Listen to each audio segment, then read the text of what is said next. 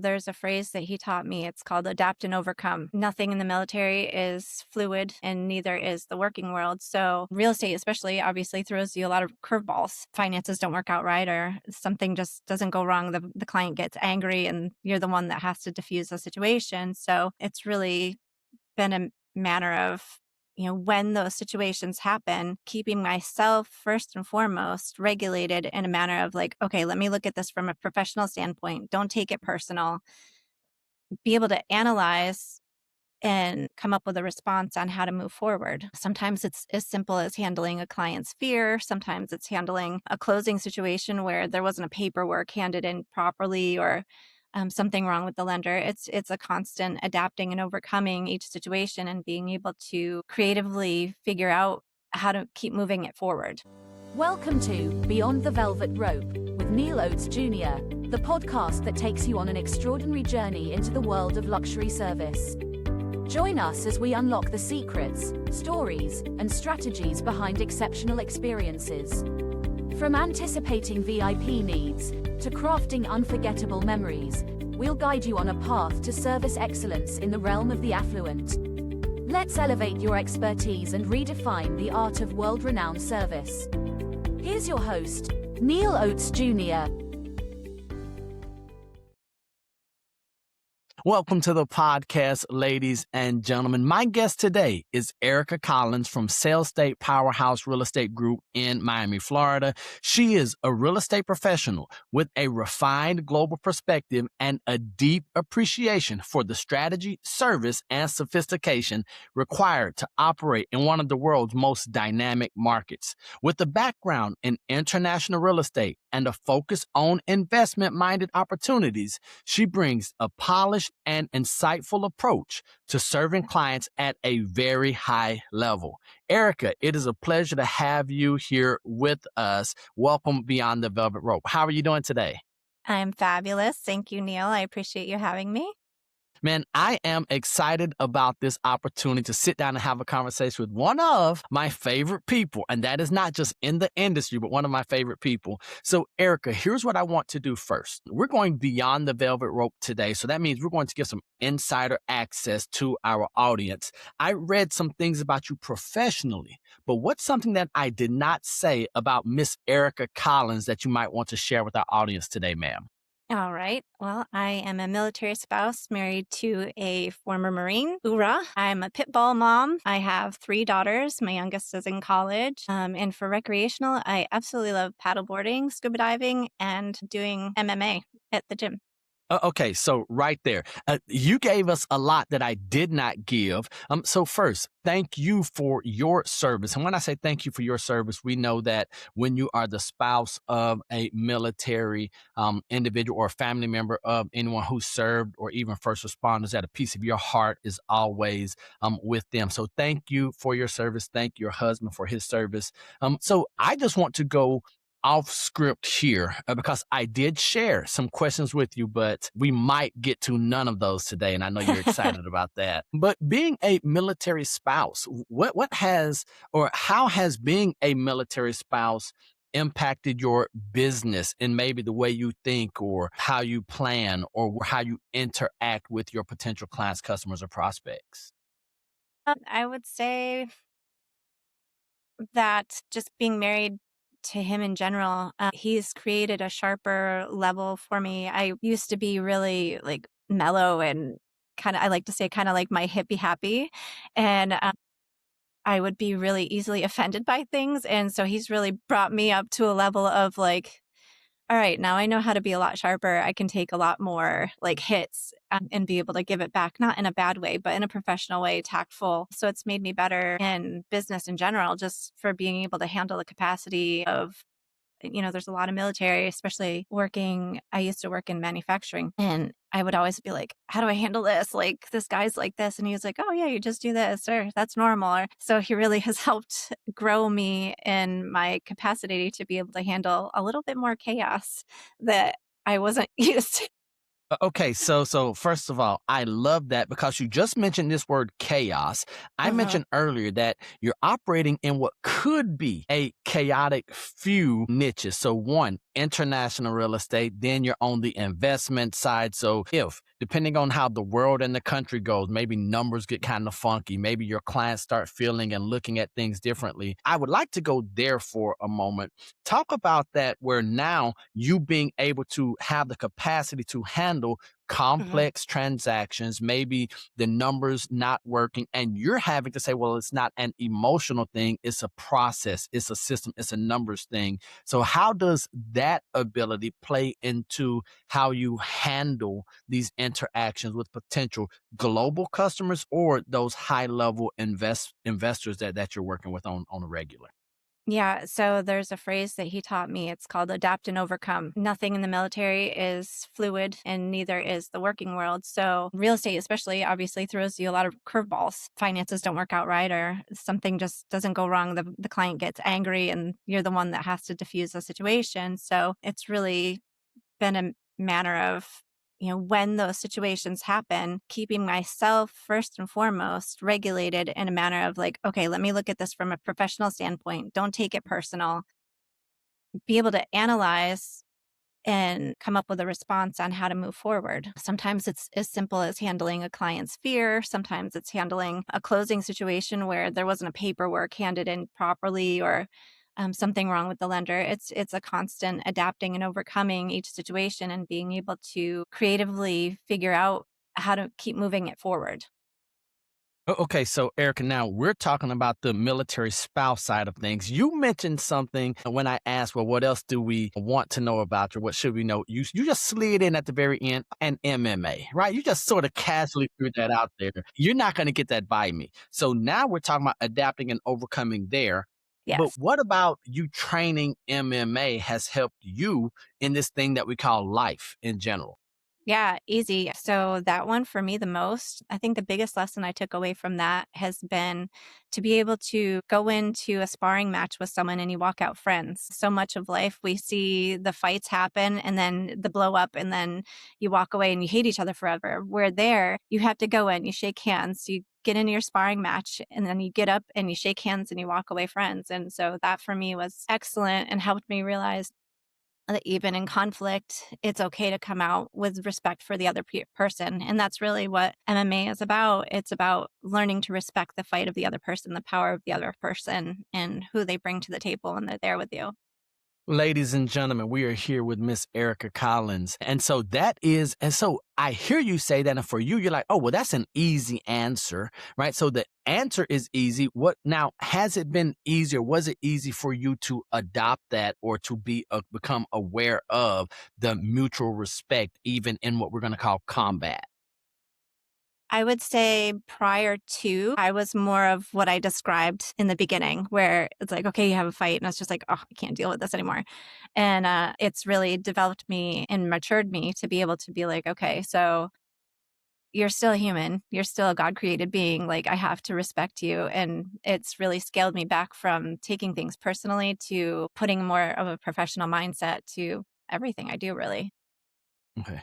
Now, Erica, I mentioned it, but it's something that we probably glossed over. So when we said that you specialize in international real estate, that does not mean that you just say, oh, I'm here in the Miami area. I have conversations. You actually took your commitment to this industry another level. And why don't you just share with us what that level is when I'm talking about specializing in international real estate? Because this is something for me who specializes in international real estate, I still have not accomplished the level at which you find yourself. And what is that? All right. So I have always had a heart for philanthropy, and that led me into my bachelor's degree, which was international business. And during that process, I discovered how real estate can help with philanthropy by enhancing local economies and helping people have jobs. And so it spurred me to get my master's at FIU for international real estate. And so I'm able to understand how to market differently in different areas. And becoming a realtor, of course, it was just a natural extension to add that certification on there.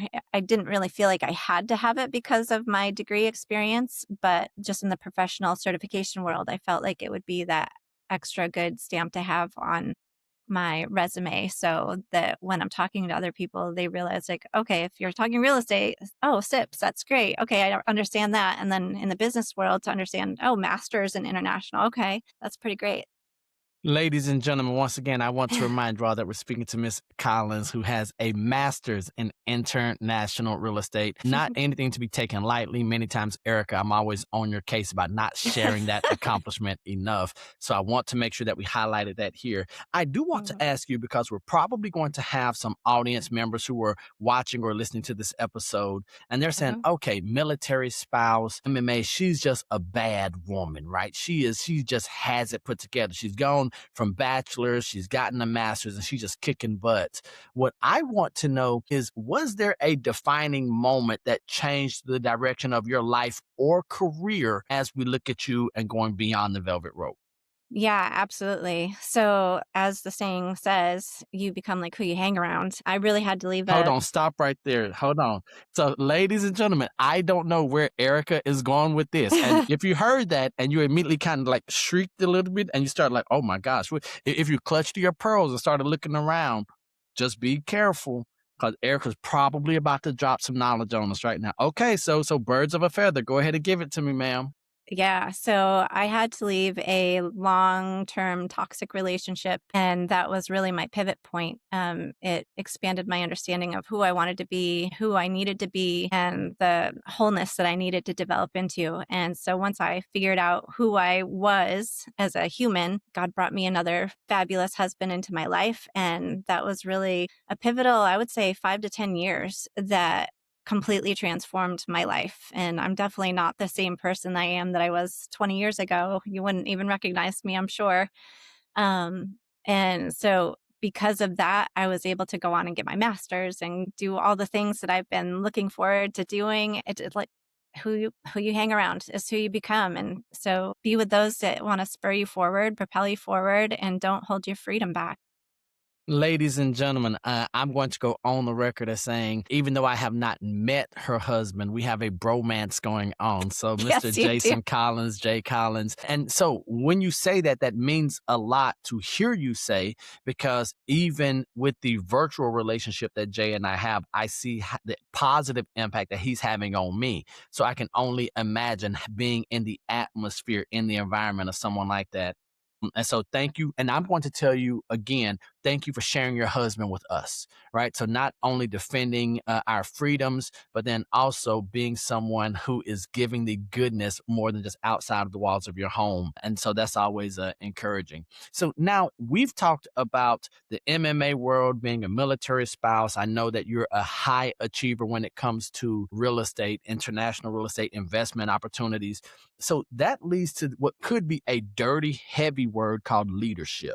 Mhm. Okay. And so whether you choose to be a leader or not, Erica, your success, your personality, your track record just puts you in this position of leadership. I want to know something. Anytime I get to have a conversation with the leader, what's a pressure that comes with leadership that some people from the outside looking in that we might not realize is on your shoulder or your back, ma'am?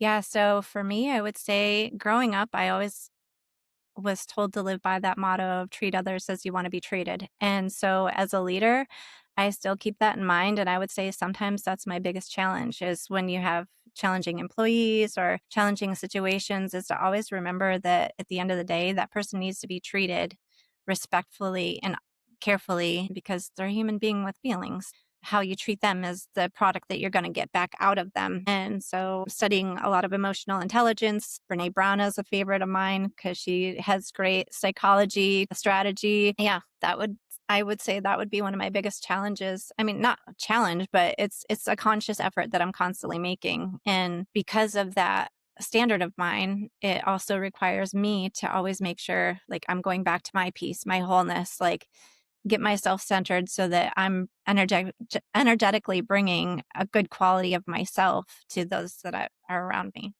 Okay, so I want to go. You mentioned that standard, right? So, what's the one standard that is non negotiable for you? Is there one that when you look around for yourself as a woman, wife, mom, business owner, entrepreneur, and from those that you're doing business with, is there's a standard that's non negotiable? You said that, hey, if you break this one, if I break this one, it ceases to exist. Yeah. I love authenticity.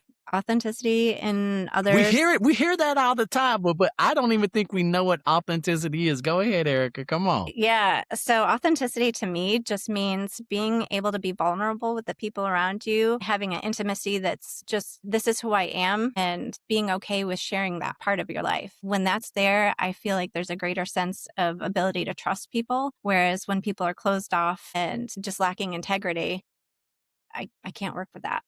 That's really my biggest, like, non-negotiable. Like, I'm going to give you who I am and bring it back, or there's like an unequal match there. Okay, so now you talk about giving us who you are. There is a bit of you that I don't want, Erica. You mentioned scuba diving, you're snorkeling, you're paddleboarding, all of this stuff that scares. I'm not going to scare. It makes me aware. It makes me cautious. Uh-huh. Let's go there for a moment because that is, you mentioned the happy hippie or the Yeah. something. Would you share with the audience that part of you? Because you're great at what you do professionally, but I like and love the woman that you are on the outside of your profession, and that draws me to you professionally. So would you talk about some of those hobbies, how you got involved, what makes you crazy enough to swim around in what I call monster stew? That's called the ocean, ladies and gentlemen. Would you share some Yeah. of that with us? Yeah. So when we moved down to Florida in 2019, it was just like a rite of Wait, hold on. passage. From where?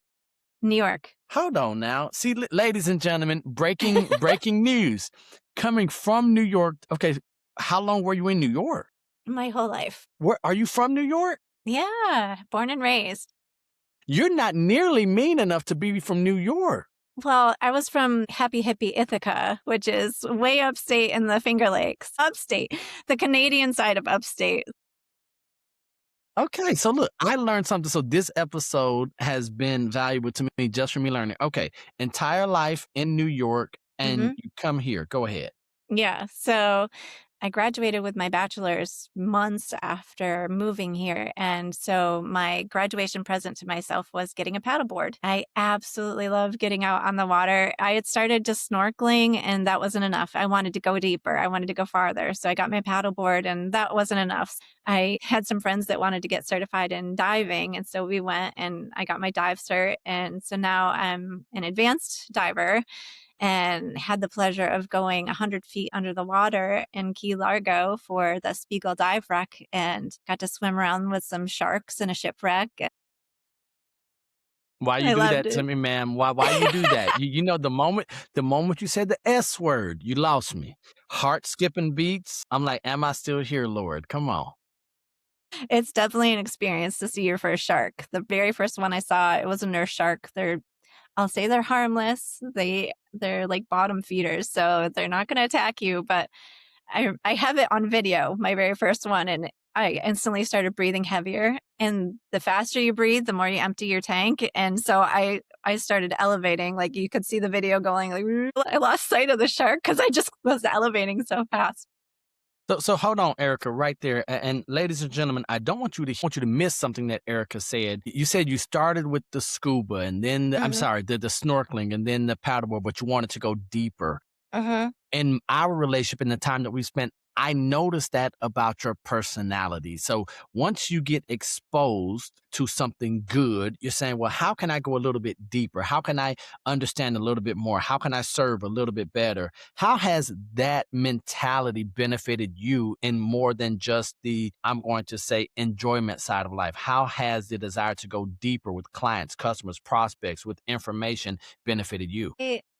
I'm really relational. And so when I talk to a client for the first time, it's information gathering, but the more we get to have communication with each other and develop that relationship further, I get to know about their families, their lifestyle, their likes, wants, needs. And it's created a really great opportunity because then going forward, they refer people to me because I've taken such good care of them. And So just understanding exactly what they want, what they need, helps me to be able to provide that end piece that matches their dreams with what they're hoping for.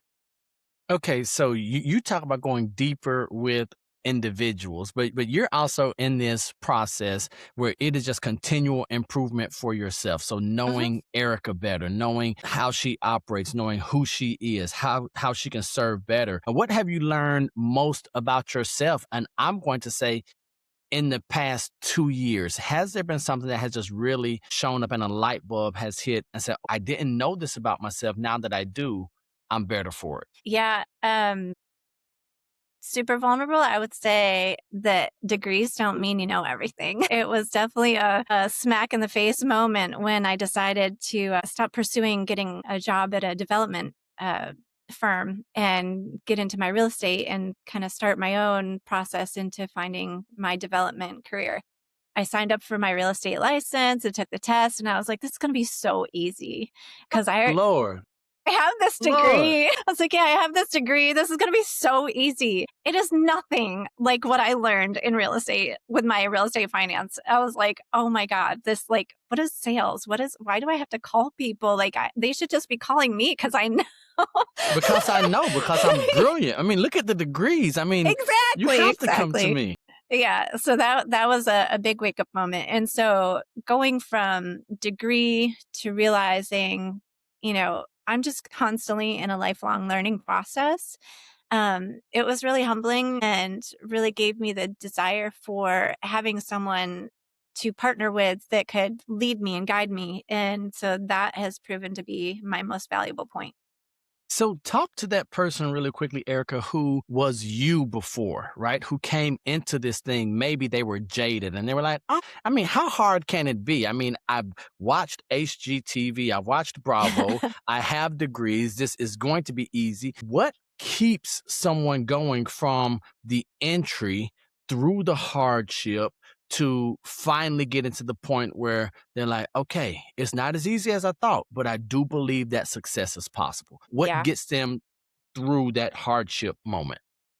For me, it's been my why. I have a really strong why. And without that, I would have quit 100 times ago. I definitely had seasons where it was quiet. People weren't buying at the time. I wasn't having success getting clients, but my why would just wake me up and slap me in the face and keep me going. So in those times, I would make sure to be present with my broker. I would make sure to be present with other people that were still doing the work and just kind of gleaning off a little bit of the hope of their success, knowing that I've got to be able to figure this out. It's just not time yet. And so learning to fall into that trust of God's timing and working everything together. It was a little bit of a process, but looking back on it, there was 100 things I would have done different, but looking back, I would just say, trust and just keep going, keep going. So, Erica, how do we fight the part of the ego and the humility, right? Because, like, when we aren't performing, when things aren't going, and when our dreams aren't the way that we saw them, how do we say, Right. okay, well, I'm going to be humble enough to get around my broker and other producers and not be worried about the judgment? Like, what is she doing here? What is he doing here? They aren't doing production. Why are you in the office, right? So, how do we move past that fear of maybe judgment, that we embrace humility and not let that ego that's on our shoulder just talk us out of getting into those right environments? Yeah, that's where my faith has been one of the biggest foundations of my career. There would be days where I'd be like, all right, God, I'm done. And he'd be like, no, just keep going. And it would be that encouragement and my own prayer and meditation time that I'd be like, all right, I'm not going to fail you because you're putting me in this path. And so if you believe I can do it, and I read my Bible and it says I can do all things. So This there's is one got of to those be all something things, here. right? You'd be like, well, Yeah. this is no surprise to you. So this is one of those all things. Yeah. So that's really honestly what kept me going. There was nobody that could encourage me in those days where I literally would quit on myself. And then the next morning I'd wake up and I would just make one more phone call, just do one more thing. And it all came out of that encouragement time in my personal meditation and prayer. So Ladies Yeah. and gentlemen, we're here with Erika Collins. I do want to encourage you all to seek out some type of great relationship, great community, as she just mentioned. Make sure that you lean into your faith, whatever your faith is, something bigger than yourself. And you mentioned the why. Right. Mhm. And I know that we hear it all the time. What's your why? Lead with why. Your why has to be big, so much so that we could almost be like, fooey. That's not a real thing, right? It doesn't really mean anything, but you mentioned a number of times that your why kept you going. Yeah. Um, why why did you choose the why that you have? You don't have to share what it is if you don't want to, but Mhm. what is it? What's so powerful about your why that keeps you going? Yeah, without going into the whole story of it, I would say everything comes back to my passion and desire for a philanthropic mission that both my husband and I have together. It was the reason why I started college. It's the reason why I kept going on those dark days. And it's still in my heart to keep pursuing. It's one of those God sized dreams that it's going to take a whole lot of work and a whole lot of people to get it done. So it's a drive that I have that at the end of my life, I want to at least leave the earth with even a quarter of that dream accomplished. So I can tell you right now, at the rate at which you are going, that it's going to be much more than a quarter of the lives that you've already impacted and continuing to impact, as business owner, as wife, as mom. Now, I want to go quickly. You mentioned that you're a pit bull mom. yeah. Now, what has being the mom of a pitty taught you? Oof. Don't send them to the pound when they drive you absolutely crazy. And we share this, ladies and gentlemen, because Erica and my wife, they are virtual friends as well. Wife is also a pitty mom with the blue nose pit. So hmm this is where some of those relationships continue to strengthen and deepen. And so we're absolutely there with you, Yeah. Erica. And so one thing that I always talk about is the stereotype, right? So when we look at pits as a negative stereotype, you are a driven, powerful, confident wife, mom, business owner, leader. What's a stereotype that maybe you're fighting, or that you have had to say, well, maybe it's not a stereotype, maybe it's a compliment? For myself personally? Yes, ma'am, for you. Not for your dog, for you, ma'am. Come on. Yeah. Well, he's a big baby, so that's his stereotype. But for me personally, I really think, with the different things that I'm involved with, sometimes just my size, or sometimes honestly just being a female can be a stereotype. Like people don't Mhm. think that I'm capable of XYZ. And one of the things that I've kind of adopted is my saying, it's like, I love being underestimated because I'm about to prove you wrong. And then you're going to turn back around and be like, oh, yeah, sorry about that. So, yeah. Now, I know that in the business world, you coming talking about really, we're going to look at the investment side of real estate right now. hmm And many investors, they don't like the beautiful, sexy all the time, right? They're thinking numbers wise. And so now you, as a woman, as a lady, female, as someone of the stature, and she's not 6'8", ladies and gentlemen, you're going to some of these investment opportunities, or you're crunching numbers, and then is sort of, okay, can we view the physical product? And we're like, yeah, there's no front door. The roof is falling down in some instances. Now, that's not all of the business, but many times I'm sure the idea is your clients get to be like, okay, Erica, we're going to walk inside. You can stay out here. And you're like, what? I have to see so I can run these figures for you. Could you talk Mhm. about that side of business just a little bit? Yeah, like I love that side. My dad was a contractor when I grew up, so I was always in the down and dirty sawdust. Like sawdust makes me smile. And so walking into these dilapidated buildings, like I love looking at that with people to help, like, let me show you what you can take this from a purchase offer standpoint all the way to like what can we get you on ROI with rentals if you re-rent it, or to resell it, how much are you going to make and what are you going to do with it, like how much is this neighborhood worth? That kind of stuff is really energizing to me, and I love being able to provide that as a service to my clients. Ladies and gentlemen, that's why I have Erica in my life, because ROI, that stuff is not energizing to me. So I'm like, Erica, you want an investor? I'm not doing this. I need the high Yep. energy fun stuff. And she's like, what do you mean? This is fun. I'm like, Yeah. ooh. So talking about that part, you have schooled me and educated me a little bit in the real estate world, in the fact that many times we don't always know what we think we know. So, what's something on the investment side, if we have an investor coming, or if they're listening to this episode, and what might be one misnomer, what might be one myth that we hear or that we think we know that we don't, or some advice or insight that you might want to share with that potential investor that's listening? Yeah.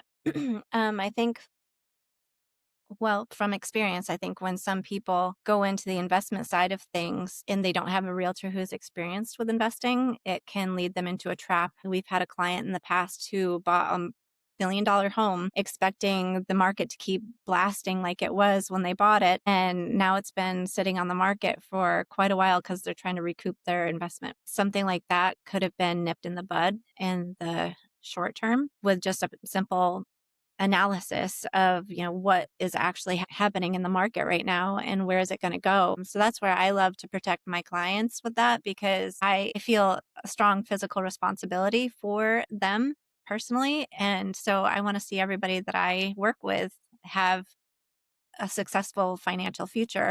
So to help people understand how to do the actual analysis properly, like I give everybody a spreadsheet breakdown of, this is the house as it is right now. This is the appreciation it's had since it was built, and the rentals in the area, the future value of the home kind of thing. So I like to help people see that. So they're seeing more than just the excitement of, this is my first investment and I'm just going to make all this money. Like, no, let's make sure it makes money, because not every house makes money.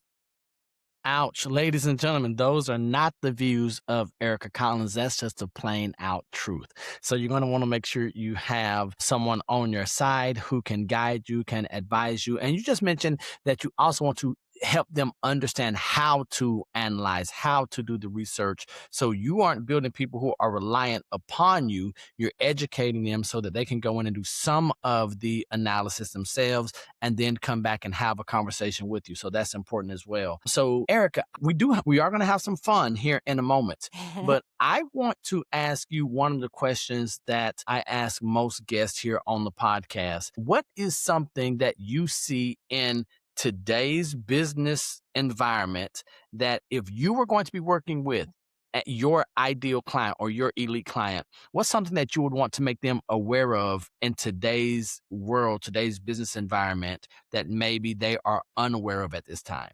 To understand that not everybody has a strategic purpose in their business. I didn't learn that until recently, where at first realtors are just kind of taught, yeah, you work with buyers and sellers, period. But to narrow that down and see, what buyers and sellers make you tick. Like, do you love golf? Okay, go with golfers. Like, do you love this or that? Find people in the areas that make you happy, that energize you, because that energy is going to keep propelling you to grow with those like-minded people. So I think as far as giving advice to others, other investors, choose wisely, interview your realtors, and I think, yeah.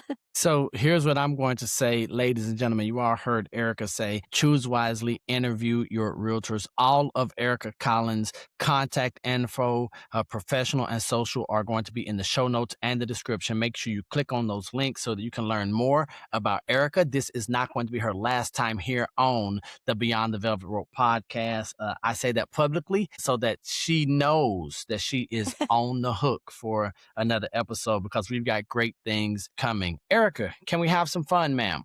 Sure. All right, so I sent you a list of 14 to 15 questions. I think we asked one of those on the list. These are not on the list at all. Now, my Okay. legal department, who does not exist, has told me that you are not obligated to answer any of these questions, okay? So you ready to go, ma'am? Sounds like a plan. All right. Your favorite color? Purple. Why? It just is my favorite. Yeah, I don't know. She was It like, just she was like, is. I don't have to explain myself to you. I said purple, man. Leave it alone. Yeah. Just so you're aware, purple is also my favorite color. I love purple because it is the color of royalty in the Bible. So that's why Yeah. I love purple. Okay. Favorite food? Anything that's done well and tastes good. No, hold on, wait. My When you say favorite. done well, you don't mean well done. You mean No. okay. All right. Yeah, So like your favorite? I like exploring. I like trying different cultures and different foods. My favorite though, like I don't know, I always like apples and peanut butter at the end of the day. Like Whoa, whoa, it's whoa. just You a get to simple. eat anything. And she like, Neil, apples and peanut butter. We're gonna keep it simple, baby. And so are you just cutting the apples in slices and just either dipping it in peanut butter spread Yeah. and that's it? No, you got to cut it in half, core it out, and then you spread the peanut butter all over and just Wait, there you over go. the half? You don't Yeah. cut it in slices? No, you have to So have it like smeared. so you are going to be biting into half an apple with no core with peanut Yeah. butter just around. Yeah. Ladies and gentlemen, hey, she's a wild one. So she swims with sharks. So eating a half apple with peanut butter. Okay, so quick question, like on that, like the caramel apples from the fair and stuff. Are you into those or no? Not really. It's too sweet. Do we have a specific type of a brand of peanut butter? Currently, I've been eating the natural, like fresh ground from Sprouts. I know it sounds boring for anybody Hey, else. the happy hippie, ladies and gentlemen. She said, Exactly. let's get crazy. We're gonna core this apple, Exactly. cut it in half, and we're just gonna Yep. smear peanut butter on half the apple. We're not gonna slice the apple and put peanut butter on each slice. All right, Nope. I'm learning something today. Man, you make me worried, ma'am. Okay, now this one is the one that you do not have to answer if you do Okay. not want for sure, because I don't want us addressing you improperly. Sure. What is a nickname that only your family calls you? Well, when I was yeah, I can't say that one. Okay, woo, woo, thank you, Lord, thank you. Okay, because that's the one right there. Yeah. Like I'd have to explain that one, and that's not going to happen. No. Okay. Pass. Ladies and gentlemen, you heard it here first on Beyond the Velvet Rope. In our 100 plus episodes, this is the first pass on that question. This is the very first pass. So shout out, kudos to Miss Erika Collins for that. Okay, what is the one piece of advice that you would give yourself at 10 years old? Ooh, yeah, at 10 years old, I would say, how do I say it? Know who you are and hang out with better friends. So they were right. So at an early age, you choose your circle wisely. First, you choose your friends and your friends. First, you decide your hmm friends and your friends decide your future. hmm Okay. Definitely. What is one talent that you do not have that you wish you did? I think it'd be really cool to learn architecture, like drawing, technical Man, drawing. that's the nerd in you, man. It Listen, I'm is talking about people like I want to sing, I want to simple. dance. She's like architecture, like just this stuff right here. Yeah, maybe playing the drums or something like that. That would be fun. Nope. So your No. answer is locked in. So we're gonna have to get her some architectural classes or something, and of course that's gonna help her individually as a person. All right, hmm last question: what is one movie that if it's on, no matter how many times you've seen it, you're gonna stop and watch part of it? I would say two, Whiskey Tango Foxtrot or Wonder Woman. Come on. So I thought Wonder Woman was gonna be the nickname that only your family calls you. Not even close. I mean, on certain days. Yeah. Okay, on certain days. Miss Erika Collins, I want to thank you for your time here today. Is there anything you want to leave the audience with before we get out of here? No, thank you so much for this, and I look forward to the next one. See, ladies and gentlemen, she took the bait. We have Miss Erika Collins locked in. Who knows? We might even have a guest on with you. I'm not saying that my bromance would be a great addition to the Yeah, Beyond the Velvet Rope you podcast, would but who enjoy knows? him. Who knows what will happen? Ladies and gentlemen, make sure that you go to the show notes, follow everything that Erika is doing. She is on a meteoric rise, not only in real estate, but the impact that she is having on the world, on myself included. You all will benefit from knowing her, from getting to know her, following all of her escapades under the water, as a military spouse, as a professional, investment specialist, international real estate with the MSIRE degree. So I am excited. And ladies and gentlemen, we've got to let Erika go because we've got a closing. When I say we, I'm talking about myself. No, I'm not. Erika has a closing to get to today because that's a normal part of a real estate professional. Erika, thank you so much, ma'am. Ladies and gentlemen, we're going to leave you like we always do. And that is that we love you. God loves you. There's nothing you can do about it. And until the next time we see you or you see us, don't be average. Be world renowned. Peace. Bye. Thank you.